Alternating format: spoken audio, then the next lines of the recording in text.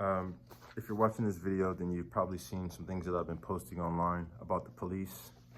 I'm just going to show you, this is Concord Police Report 13-16396. You can see that a lot of it is missing because it's heavily redacted. A lot of the police report is missing. Redacted. Redacted. Redacted. I went to the police station to figure out why it was redacted, and they said it was redacted to conceal the identity of minors.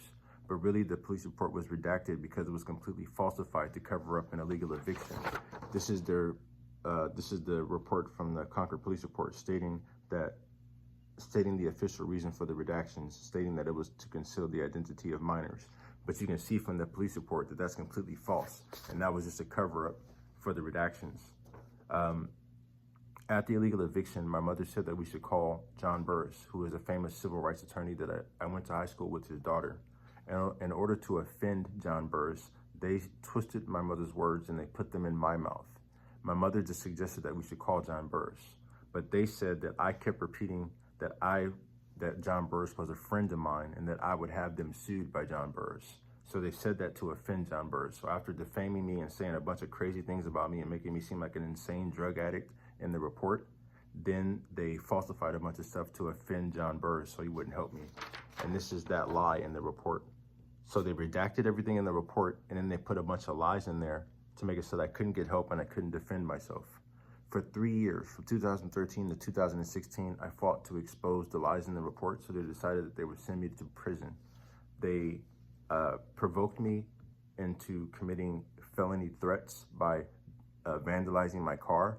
And after I committed the felony threats, they staged stalking evidence so that I would be charged with criminal felony threats and stalking.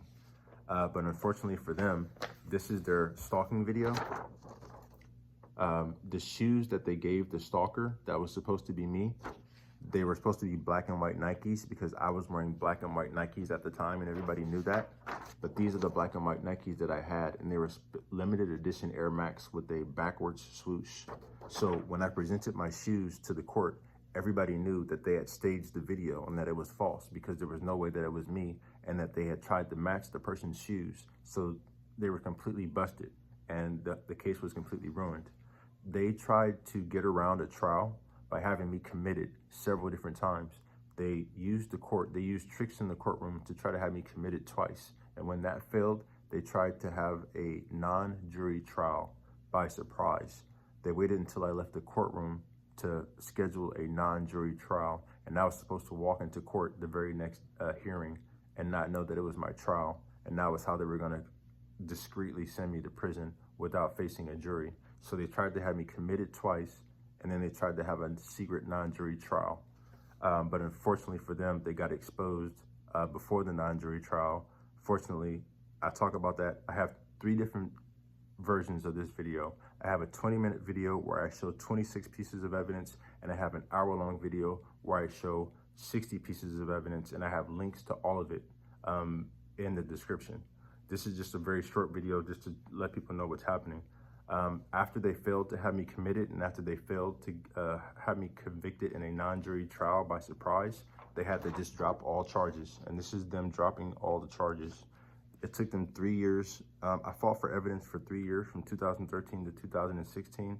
And then they tried to send me to prison for 6 years, from 2016 to 2022. After that, I tried to sue them, but they had me surrounded. They were stalking me. They were stealing my money. They were busting out my car windows. They were having me fired from jobs. This is one of the times when I tried to sue them. I had all my complaints and my summons printed out for court, and they busted out my back window to steal my complaints and my summons. I've been stalked by the police for 13 years now, and I really need help. And